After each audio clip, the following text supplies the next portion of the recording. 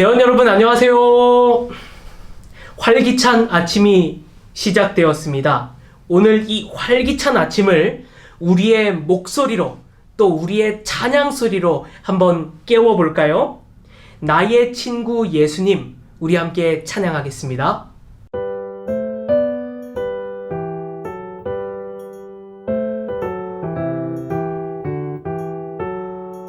나의 친구 예수님을 매일매일 따라가요. 항상 나를 도우시고 힘주시는 예수님, 변치 않는 믿음으로 용서하고 사랑하는 나는 예수님의 멋진 친구 될 거예요.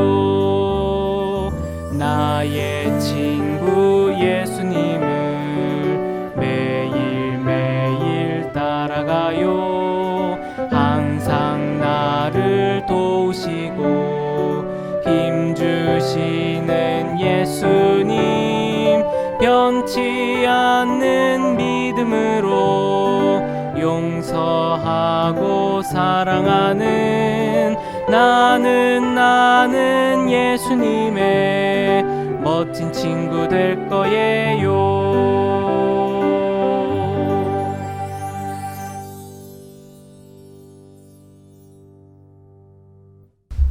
다음 찬미, 한 마리 작은 참새도, 우리 함께 찬양하겠습니다.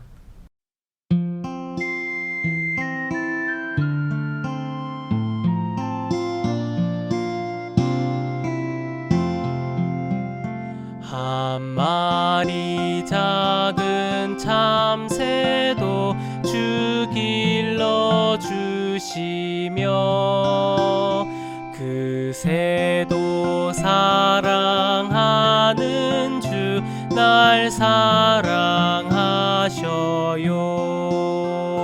주 날 사랑 나 이제 알겠네. 날 사랑하는 주님을 나 또한 사랑해. 저들의 피는 백합도 주 입혀주시며 저 꽃을 사랑하는 주 날 사랑하늘까. 주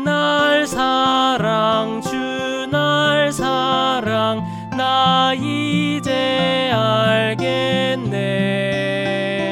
날 사랑하는 주님을 나 또한 사랑해.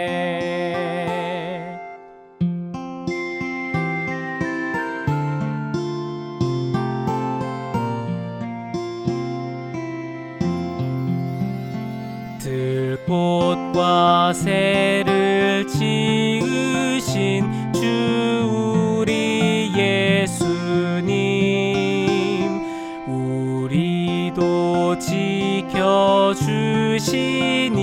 참 감사합니다. 주 날 사랑 나 이제 알겠네. 날 사랑하는 주님을 나 또한 사랑해. 이제 순서를 시작하기 전에 멋진 꿈 키워갈래요? 찬양 함께 하시겠습니다.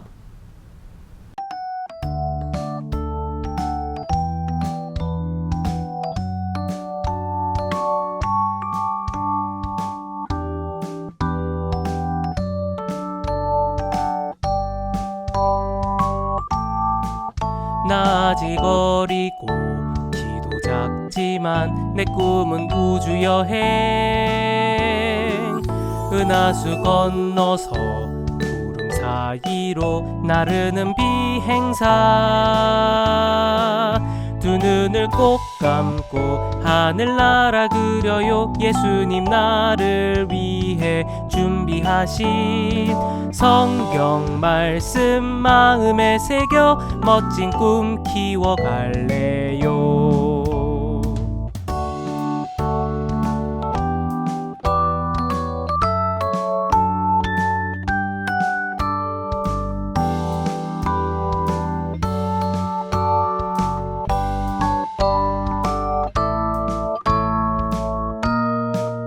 아직 어리고 키도 작지만 내 꿈은 우주 여행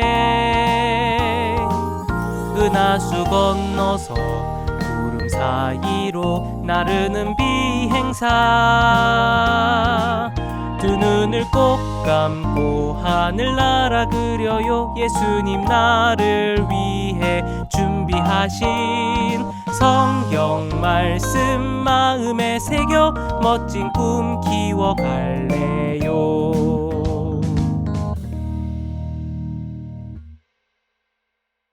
하늘에 계신 하나님 감사합니다.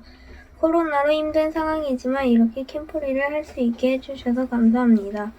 각 교회나 가정에서 참석하는 주님의 자녀에게 복 많이 주시고 많이 배워서 앞으로 어려운 이웃들을 도와줄 수 있게 해주세요. 말씀 주시는 목사님께 은혜 주시고 주님의 말씀을 잘 이해해서 마음속 깊이 새기게 도와주세요. 사랑의 예수님 이름으로 기도합니다. 아멘. 여러분 안녕하세요. 우리 시작하면서 주제 말씀 함께 읽을게요. 학개 2장 23절 시작. 만군의 여호와가 말하노라. 스알디엘의 아들 내 종 스룹바벨아 여호와가 말하노라. 그날에 내가 너를 세우고 너를 인장으로 삼으리니 이는 내가 너를 택하였음이니라. 만군의 여호와의 말이니라 하시니라. 한 번 더 읽어야 하는 거 알죠? 자, 빈칸 주의하면서 다시 한번 읽어볼게요. 준비됐죠? 시작. 만군의 여호와가 말하노라. 김성구의 아들 내 종 정인아 여호와가 말하노라. 그날에 내가 너를 세우고 너를 인장으로 삼으리니 이는 내가 너를 택하였음이니라. 만군의 여호와의 말이니라 하시니라. 지난 시간 우리 스룹바벨의 참 멋진 모습들을 살펴보았어요. 모두가 세상에서 더 잘 먹고 더 잘 살기 위해서 노력할 때 스룹바벨은 하늘의 일을 이루기 위해 꿈을 꾸며 살아갔지요. 그래서 스룹바벨은 끊임없이 도전하는 삶을 살았어요.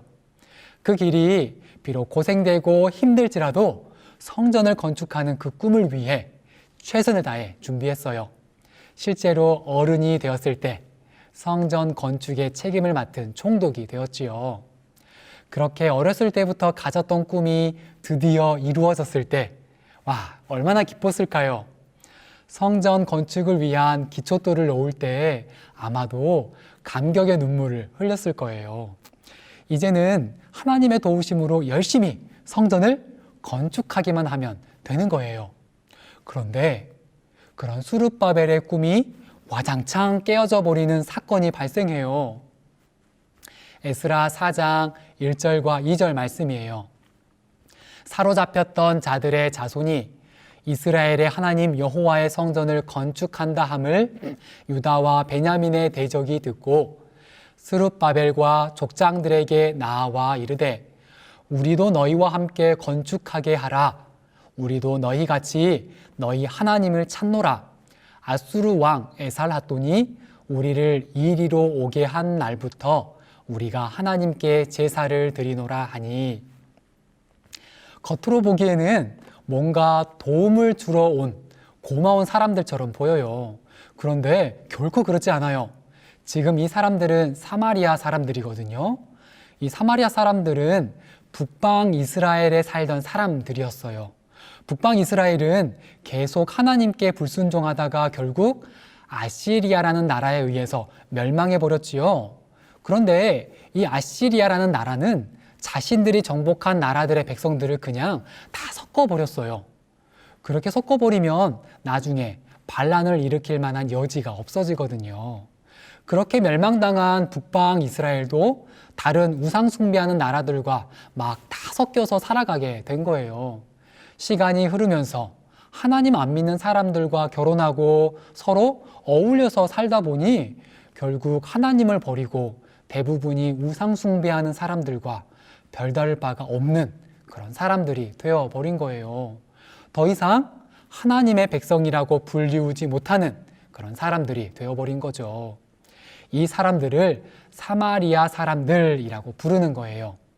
지금 여기서 이 사마리아 사람들은 이스라엘을 돕겠다는 게 아니에요. 자기들끼리 잘 먹고 잘 살고 있었는데 갑자기 자기들을 위협할 만한 이 이스라엘 사람들이 몰려와서 성전을 짓겠다고 하는 거네요. 그래서 어떻게든 방해할 생각으로 접근한 거예요. 이 사실을 잘 알고 있던 수룹바벨이 바로 거절했지요. 3절, 수룹바벨과 예수아와 기타 이스라엘 족장들이 이르되 우리 하나님의 성전을 건축하는데 너희는 우리와 상관이 없느니라. 바사왕 고레스가 우리에게 명령하신 대로 우리가 이스라엘의 하나님 여호와를 위하여 홀로 건축하리라 하였더니, 하나님의 성전을 건축하는 일은 하나님의 백성인 우리가 건축하겠소 라고 말했어요.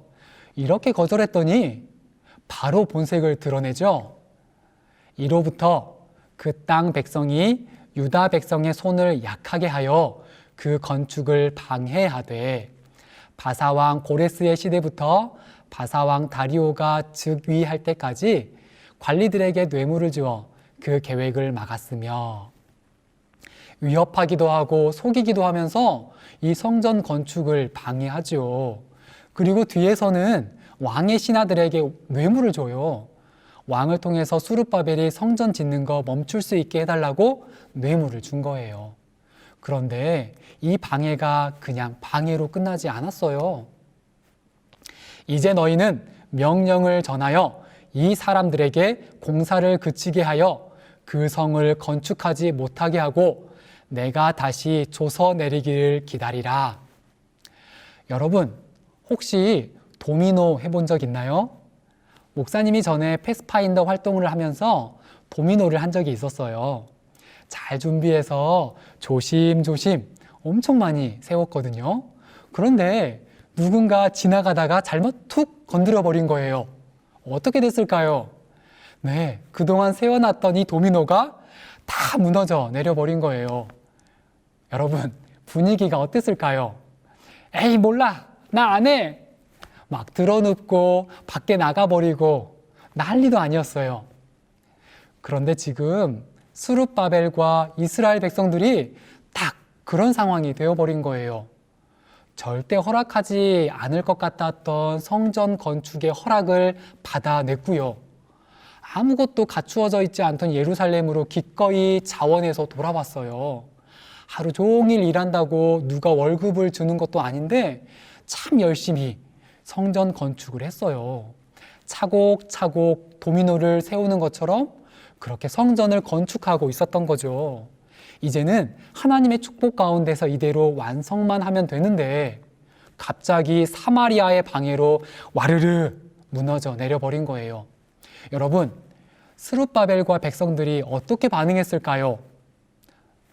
학개 1장 2절에서는 이렇게 적고 있어요. 이 백성이 말하기를 여호와의 전을 건축할 시기가 이르지 아니하였다 하느니라. 엄청난 실망감에 완전히 낙담해 버린 거예요. 아직 성전을 건축할 때가 안 됐나 보다. 그래서 하나님이 도와주시지 않나 보다. 그러고는 그냥 포기해 버린 거예요. 엘렌 화이트 선지자의 글에 이 상황이 이렇게 설명되어 있더라고요.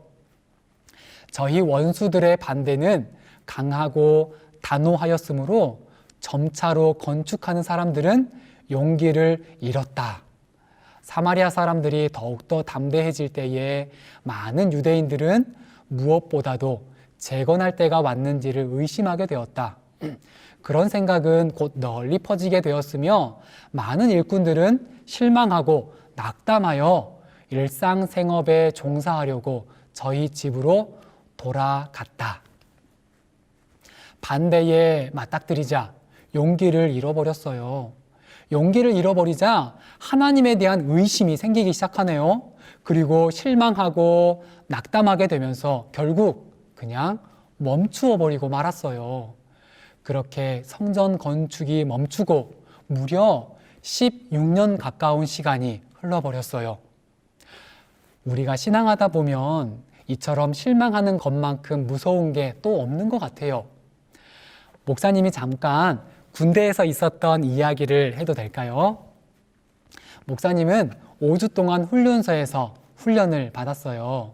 보통 21살이나 22살 정도 되면 군대를 가는데 목사님은 좀 늦게 26세 군대에 갔거든요. 그래서 나이도 좀 있겠다, 군대 생활 잘하고 와야지 생각하고 훈련소에 들어갔어요. 훈련소에 들어가면 제일 먼저 해야 할 일이 안식일을 해결해야 하는 일이었어요. 토요일 안식일에도 훈련이 있었거든요. 그런데 가만 보니까 목사님 담당 중대장이 여자 군인인 거예요. 속으로 아싸 했죠. 여자니까 아무래도 남자보다는 설득하기가 더 쉽겠지 싶었던 거예요.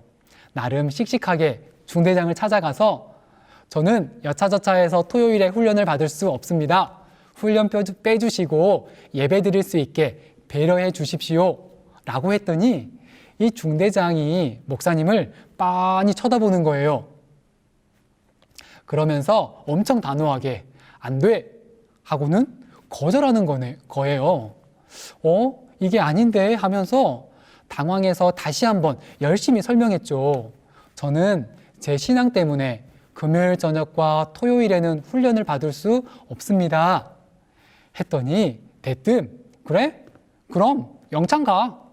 그러고는 그냥 나가버리는 거예요. 영창은 군대에 있는 감옥을 말해요. 순간 멍해지는 거예요. 그렇게 생활권으로 돌아왔는데 그때부터 이상하게 온몸에 힘이 쭉 빠지고 뭘 어떻게 해야 할지 모르겠는 거예요. 목사님이 나름 늦은 나이에 군대에 갔기 때문에 나이가 든 만큼 신앙도 괜찮다고 생각했고 하나님께서 당연히 도와주실 거라는 믿음을 가지고 훈련소에 들어온 건데 처음부터 벽에 턱하니 부딪힌 거죠. 그때부터 고민이 되기 시작하는데 그냥 여기 훈련병 중에 안식일 지키는 사람이 나밖에 없는 것 같은데 그냥 안식일에도 조용히 훈련받고 나갈까? 이런 생각까지도 하는 목사님의 모습을 발견하게 되었어요. 실망하고 낙담에 빠지니 아무 생각도 안 들고 그저 우울감에 푹 빠져서 지냈던 거예요. 왜 이렇게 실망하는 걸까요? 네, 하나님을 믿기는 믿었는데 끝까지 안 믿어서 그런 거예요. 하나님을 보다가 문제가 생기면, 어려움이 생기면 하나님에게서 눈을 돌려 내 자신을 보거나 그 문제를 바라보는 거예요. 하나님만을 바라볼 때는 당당했거든요. 이건 하나님께서 해결해 주실 거야 하는 믿음이 있었는데 그 문제를 바라보고 연약한 내 자신을 바라보니 이거 안 되겠는데 싶은 거죠. 이런 경험을 했던 예수님의 제자가 있었지요. 누구일까요? 네, 바로 베드로예요. 마태복음 14장 28절부터 30절까지 말씀을 목사님이 읽어볼게요. 베드로가 대답하여 이르되 주여, 만일 주님이시거든 나를 명하사 물 위로 오라 하소서 하니 오라 하시니 베드로가 배에서 내려 물 위로 걸어서 예수께로 가되 바람을 보고 무서워 빠져가는지라 소리질러 이르되 주여 나를 구원하소서 하니 물 위를 걷는 불가능한 일을 할 수 있었던 이유가 무엇이었나요? 네, 예수님을 바라보고 있었기 때문에 전혀 두렵지가 않았어요. 그런데 눈을 돌려 파도를 보자 갑자기 무서워지기 시작한 거예요. 나 이러다가 물에 빠지면 어떻게 되는 거지? 라는 생각이 드는 순간 정말로 물속으로 빠져들어가 버린 거예요.